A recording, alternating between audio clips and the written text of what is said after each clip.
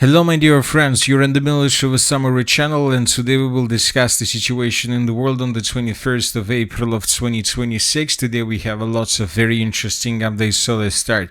And first we're going to talk about the conflict on the territory of Ukraine, and first we'll talk about the statements that were made by Russians. According to information we have, the security zone in the adjacent territory will expand until we eliminate the threat to the border regions. That was stated by the president of the Russian Federation, and he was talking about the border between Ukraine and Russia. He was talking about the northern parts of Chernihiv region, about the northern parts of Sumy and Kharkiv regions. And I would like to remind you that several weeks ago, the Russians began their major offensive operation, and just during the April of 2026, right after the end of the Easter ceasefire, the Russians, according to information we have, managed to improve their position significantly. Another important thing is that the Russian side is technically ready to restore oil transit through the Druzhba pipeline. According to Dmitry Peskov, he noted that supplies were suspended after blackmail from the Kiev side. The Ukrainians also confirmed that they are ready to start supporting European countries with oil through the Druzhba pipeline. Zelensky says Ukraine repaired the Druzhba oil pipeline after a Russian strike. The pipeline is now ready to resume operations, and most likely this is going to happen. Most likely, maybe even in coming hours, the Russian Federation will send first oil to the state of Hungary, and the Russians will start receiving money for this. Zelensky believes that this will allow him and Ukraine to receive 90 billion euros that the European Union promised him. Ukraine will resume oil supplies via the Druzhba pipeline as early as Tuesday, Bloomberg reported, citing sources. This will pave the way for the European Union to unblock Kiev's 90 billion euro loan to the publication rights. Another important message from the Russian side on this matter: the Russians are saying that this time, and most likely, Russia may halt the transit of Kazakh oil to Germany via the Druzhba pipeline starting May 1st. This is a very important message because the Russians used to transfer the Kazakh oil through the Druzhba pipeline during the first stages of the special military operation, but now the situation is that it seems that the Russians are allowed to sell their own oil, so that is why, of course, they will hold the export and they will hold the transit of Kazakh oil, and they will sell just the Russian oil, and which means that they will get a lot of money from this situation. Now let's talk about Ukrainians. What is the next steps that Ukrainians are waiting? According to information we have, France and Germany have proposed introducing a symbolic from the European Union membership for Ukraine. According to the report, Paris and Berlin are considering an interim status for Kiev without full European Union accession. It would not include access to the European Union budget or voting rights. Zelensky made a statement on this matter. He said that give us the list, we will do everything.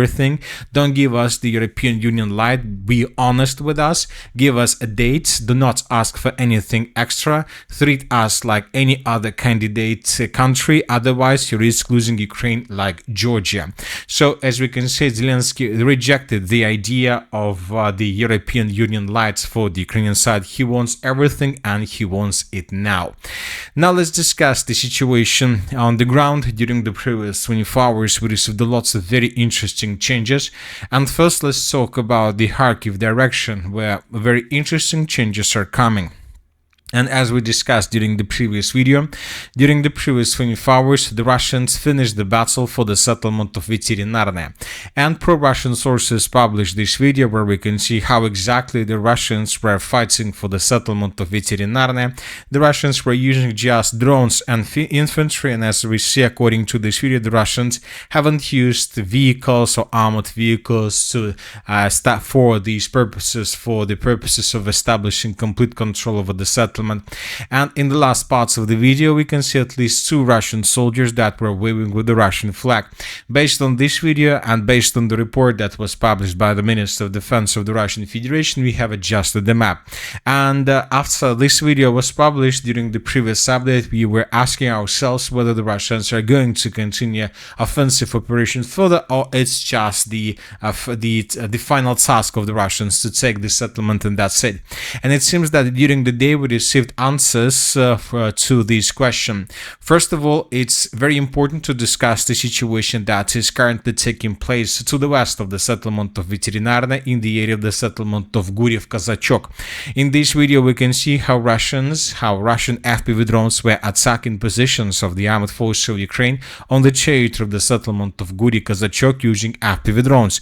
And during the previous days, lots of attacks were recorded from the Russian side, and it seems that the Russians managed to discover positions of the armed forces of Ukraine in this area, and now the Russians are trying to force the Ukrainians to fall back from this area, which means that most likely in coming days we'll see certain activities of the Russian units in the direction of the settlement of Guryev-Kazachok, and it seems that the Russians are tasked to take under complete control of this territory. Furthermore, a bit further to the south, we have the settlement of Zolochev. This is the main city in this direction. This is something like a stronghold. This is something like the logistic hub of the armed forces of Ukraine in the, let's say, Zolochev direction. So everything to the north from the settlement depends exactly on the city and on its logistic lines. And the pro-Russian sources published this video where we can see how Russians discovered the temporary deployment points of the armed forces of Ukraine on the territory of this village, and then the Russians attacked positions of the armed forces of Ukraine in this area with drones and destroyed these temporary deployment points. So which means that, and these activities, control over the settlement of Veterynarne, additional activities around the settlement of Guryev-Kazachok, and the use of drones against Ukrainian positions in Zolochev tells us that most likely the Russians are going to continue offensive operation in this area, and we believe that in coming days we must we think that the Russians will try to take under complete control the villages along the border, like Dobropillia, Ivashki, Basova, Guryev-Kazachok, and of course the Russians will try to improve their positions in the area of the Sloviansk village. Now let's move further. As for the Kharkiv direction, we haven't received anything from this area during the previous 24 hours, and this is a very weird thing. Probably the Russians are preparing something. Where I'm talking about some media videos or some messages or articles about the situation in this region, because if you remember, during the previous days, since the beginning of the 14th of April of 2026, the Russians have improved their position significantly in this area. So this is once again the end of the 14th of April of 2026, and every second day, every 2 days, the Russians show us additional progress on the ground. But as of the 23rd of April of 2026, we haven't received anything, which means that maybe we will get something probably tomorrow or the day after tomorrow.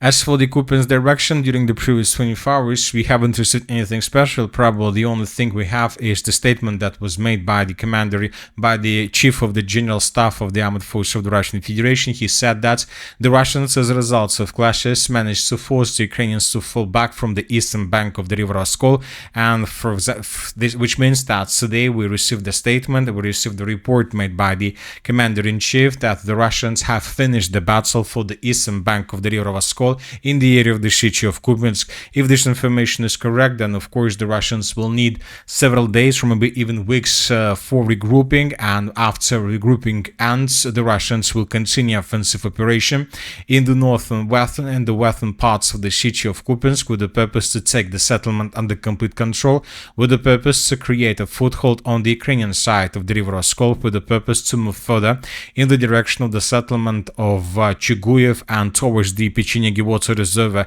with the purpose south flank and to attack from the back the main Ukrainian positions in the area between the villages of Bely Kolodets and Veliki Burluk, which are located in the northeastern part of Kharkiv region. So most likely the northeastern parts of Kharkiv region is a part of the buffer zone operation, which the president of the Russian Federation discussed today with media. Now let's talk about the Borova Direction. During the previous 24 hours, we received several updates of how Russians were attacking positions of the armed forces of Ukraine through the area. As for the chief of the general staff, the Russians currently are attacking the settlement of Borova, and the clashes are taking place on the territory of the city. As for pro-Ukrainian sources, during the day we received a report that the Ukrainians counterattacked somewhere in this area and managed to recapture some positions in this region, probably trying to slow down the Russian offensive towards the settlement of Borova.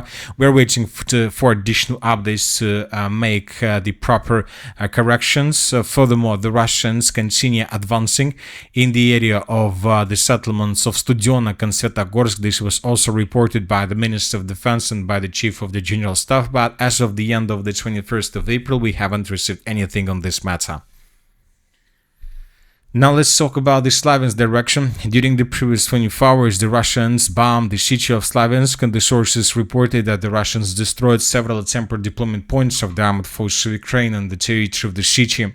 We see that the Ukrainians are not going to withdraw their positions from this area. This was stated by the President of Ukraine today, yesterday, and many times since the beginning of the conflict, which means that the Russians are forced to continue offensive operation with the purpose to establish complete control over the northern parts of the Donetsk region using the military means. As of the city of Liman, the Russians are saying that as of the end of the 21st of April of 2026, they control up to 70% of the city. But as for pro-Ukrainian sources and neutral sources, during the previous days, the Ukrainians carried out several counterattacks in this area, and as a result of these counterattacks, the Ukrainians managed to improve their positions to the east of the city and to the northeast of the city as well.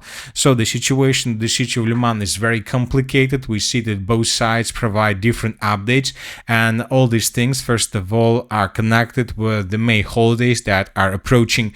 Obviously, the Russians are tasked to establish complete control over the city of Liman before the beginning of May holidays, which means that the group of forces west still have probably 2 weeks to finish the battle for the city. And of course, if saying that the Russians control 70% of the city of Liman, then we can say that they have enough of time, 2 weeks, to finish the battle. But if this report has nothing common with the reality, of course the Russians will not be able to do this, and then somebody will be punished for this. The Sloviansk direction, the Eastern Sloviansk direction, during the previous 24 hours, we start receiving first updates that the Russians managed to improve their position significantly in the northeastern parts of the settlement of Rai Aleksandrivka. So this is the situation, and this happened. The Russians, as a result of offensive, managed to break through Ukraine's defense in the area of the city of Rai Aleksandrivka and to take first strongholds, first buildings of the settlement from its northeastern parts. So this is a very important situation. Of course, we have a video about this, but the video was published right before we start making this video, so we haven't managed to adjust the map. We will discuss the situation during the next update, but once again, we have first videos, first updates that the Russians answered the settlement of Rai Aleksandrivka and that the Russians are continue advancing. Furthermore, the Ukrainians have very bad situation with the logistic. They are no longer able to use fields, to use roads for the logistic purposes. The only thing that Ukrainians can do is to move their forces inside of the settlement of Rai Aleksandrivka using 3 lines. So, for example, right now in front of your screens, we can see a well-described situation with the logistic. For example, if the Ukrainians want to bring forces to the settlement of Rai Aleksandrivka, they need to use these 3 lines for these purposes. Then they need, using these 3 lines, to move in the northeastern direction towards these big forests. Then through the big forest, the Ukrainians using these 3 lines are moving further in the southern direction with the purpose to answer the settlement of Rai Aleksandrivka. So as you can see, the logistic line and logistic road is very complicated, and obviously the Ukrainians are no longer able to use vehicles for evacuation and so on. So which means that there are currently hundreds of Russian drones flying over the territory trying to find and to attack the Ukrainians. During the day, we received lots of updates of how Russians were attacking positions of the armed forces of Ukraine on the territory of the settlement and along main supply lines. It seems that the battle for the settlement of Rai Aleksandrivka is going to over very soon. Now let's move further. The settlement of Kostiantynivka. During the previous 24 hours, we received small changes. The Russians continue pressure on the eastern parts of the settlement, and these are the changes on the ground just during the previous 3 days. As you can see, the Russians improved their positions, and the most important is that the Russians, it seems, managed to dig in deeper, and now the Russians have several points of pressure inside of the city itself. It seems that the Russians are still at the beginning of the battle of the city of Konstantinivka, nobody is saying that the Russians are about to finish the battle. No, this is not the case about the city of Konstantinivka. The Russians are just at the beginning of the conflict, but it seems that during the previous months the Russians managed, and the Russians have improved their position significantly along the city limits. The Russians have a stable foothold in the southwestern part. The Russians have a strong foothold in the southern parts of the city. The Russians have a strong positions in the central part of the city, and these days, as we can see, the Russians managed to take under complete control and to dig in deeper in the most eastern parts of the settlement and through the settlement of Novodmitrievka. Now the Russians have from 3 to 4 to 5 points of pressure through the settlement, which means that now everything will intensify. Of course, we're not talking about days, not talking about weeks, but there are very high chances that within a month, now from this very moment, within a month, the Russians will be able to improve their position significantly. And now maybe we can say that maybe somewhere in June of 2026, the Russians will finish the battle for the city of Konstantinivka, because now they have a lot of strong positions there. And the fall of the city of Konstantinivka will lead to automatic collapse of Ukraine's positions to the east, to the left, to the right of this red line. So we're talking about this pocket, the most fortified area, probably through the entire area of the special military operation, the territory between the cities of Konstantinov and Chasiv Yar. And if this pocket falls, the Ukrainians will lose a very rich, very dense network of the fortifications, and of course the Russians will be able to continue advancing further and much faster towards the settlement of Alexeyevka, Druzhkovka and Druzhkovka. So the Ukrainians and Zelensky say that the Russians will not be able to take under complete control the rest of the Donetsk region during the 2026, but you know that I'm not sure about the entire Donetsk region, but something tells me that during this year we'll see the final battle, and we'll see the final days even of the battle for the Konstantinovka, Sloviansk, Kramatorsk agglomerations. I'm not sure about the most northwestern parts of the Donetsk region. We're talking about these villages and these territories, but it seems that this arc would be the battle for this arc will be finished this year. Now let's talk about the Dobropillia direction. The Russians reported that during the previous 24 hours they finished the battle for the settlement of Hryshyne, and these are the changes on the ground between the previous several days. Almost every single day the map was adjusted, so these are the changes between the dates. We see that the Russians have improved their position significantly, and the Russians are preparing themselves for the beginning of the battle for these villages like Vovchansk, Svetle and Shevchenka. So this is the next target and the next task of the Russian forces, to take under complete control these three villages. And these days the Russians are bombing and attacking these territories significantly with aviation. So since the beginning of April, the Russians have intensified their attacks on these villages and these pockets, using bombs, using aviation, using drones, using artillery. It seems that the Russians are trying to reduce everything to ruins before the beginning of the offensive operation, and which most likely is going to start very soon. So if we increase the numbers of updates since the beginning of these months, we'll see a very big concentration of strikes, especially of aviation strikes through this area, which means that first the Russians are trying to pin down the Ukrainians to make breaches through their defenses, and then to attack the state with infantry. And due to the fact that the settlement of Hryshyne was taken by Russians, most likely in coming days the Russians will finish the battle for the Zaporizhzhia mine, and Russians most likely will try to finish the battle for the mine of Vovchansk number 2, and using these two mines, using Rodinska, using Hryshyne, the Russians will begin their infiltration operations through the entire area, sending hundreds of pairs of sabotage and reconnaissance groups as far as possible in the north, with the purpose to outflank the main Ukraine's positions, main Ukraine defense belts, out and to infiltrate through this area and to take these 3 villages under control. If Ukrainians lose control over these 3 villages, the Russians will get a bit closer to the city of Dobropillia from the south, and from these positions, together with forces through Belitska and Novodonbass, the Russians will finish and will continue offensive operation further. So the battle for Dobropillia is not going to start neither this week nor the next week, but nor probably May of 2026, but it seems that the battle may start somewhere through the June of the 2026. So very, very soon. The Zaporizhzhia direction. During the previous 24 hours, we received small changes around the settlement of Verkhnaya Tersa. These are the changes on the ground between the dates. The group of forces East continue confirming that the Russians continue advancing between villages, trying to encircle them. It seems that in coming days, the group of forces East will publish information about Verkhnaya Tersa and Gulaypolska.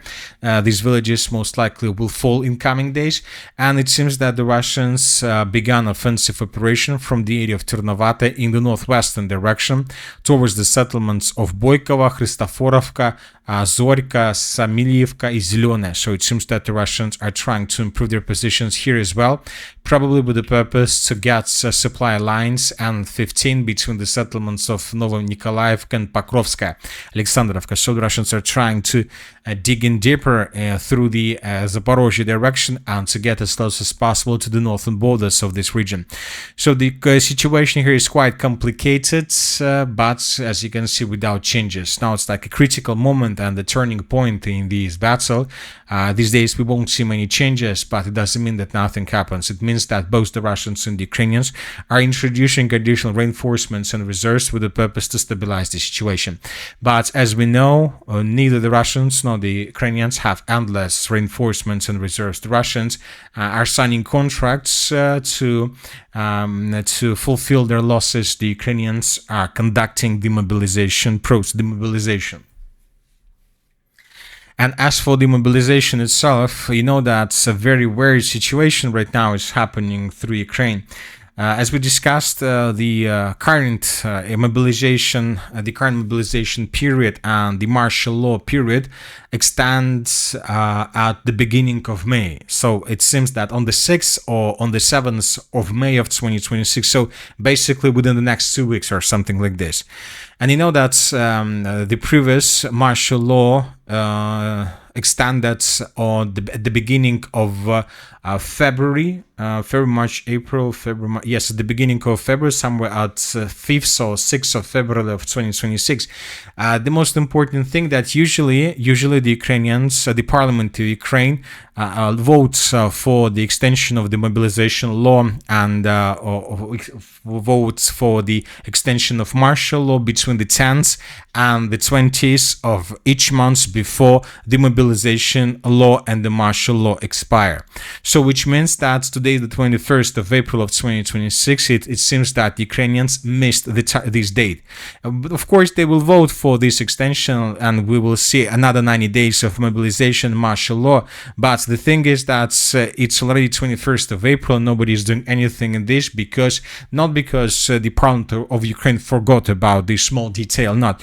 It seems that currently there is a conflict between the president of Ukraine, Zelensky, and the parliament of Ukraine. So which means that they're trying to fight for something, and it seems that Zelensky would be forced to make several steps back if he wants the mobilization martial law to be extended once again.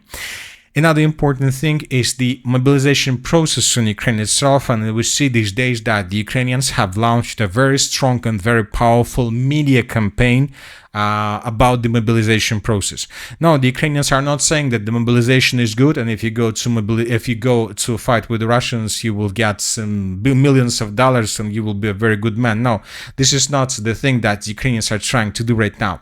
If you follow the mobilization process in Ukraine, you'll see that now the Ukrainians are trying trying not to explain that to go to fight and to go in army is a very good thing. They're trying to make and they're trying to show the Ukrainians that the mobilization process must be just for every single Ukrainian. And all these things and all these statements about the returning of refugees from the territory of Europe serve the same purpose, to show the Ukrainians on the territory of Ukraine that the mobilization process in Ukraine is a just process for everybody, both for Ukrainians who are on like the territory of Ukraine and those who managed to escape Ukraine on the territory of Europe. So this is the first message. And the second message we saw today from the Odessa region. Today, according to information we have, there was an anti-terrorist operation carried out by special forces of Ukraine. They were shooting in Odessa. SBU arrest military commissars. SBU special forces stopped its military commissars minibus and restrained the military commissars. Gunshots were heard. Another important article: SBU special forces continued their operation against military commissars in Odessa. Another minibus has been seized. Another statement that was 8 commissars and a policeman have been detained for extorting $50,000 from a man who had been evaded mobilization. Details on the shooting in Odessa: 8 representatives of Decisive mobilization recruit center in Odessa have been detained. They dragged a man into a car and extorted money from there. SB special forces arrived at the scene. The recruit officers attempted to flee during the arrest but were caught.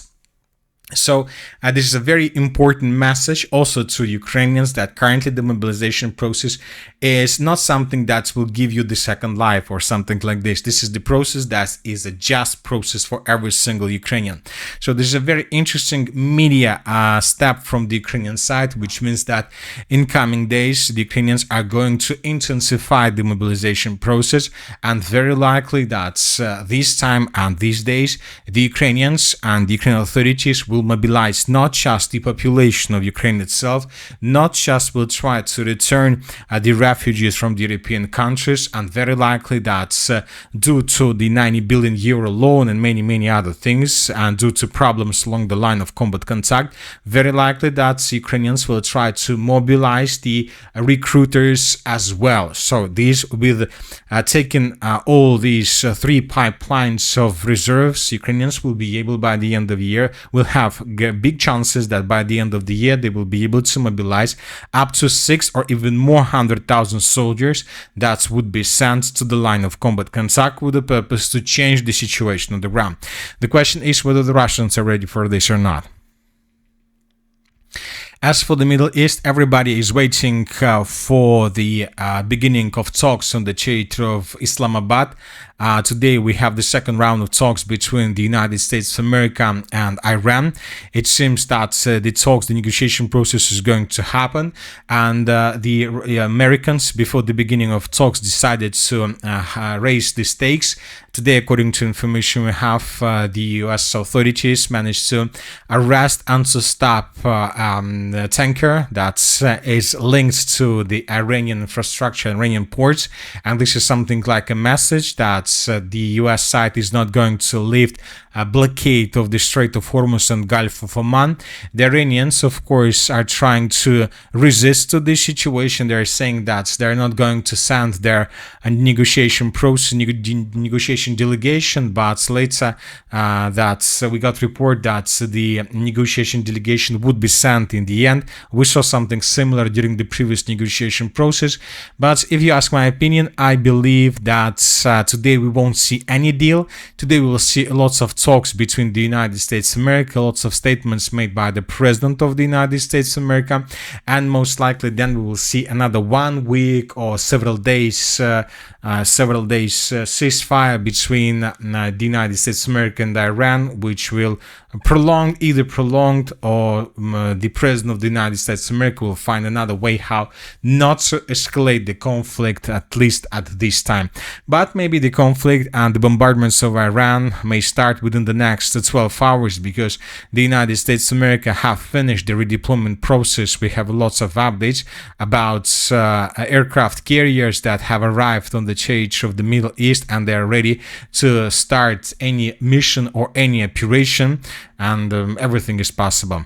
So let's wait and see. This is a very important thing, the results of talks on the territory of Pakistan.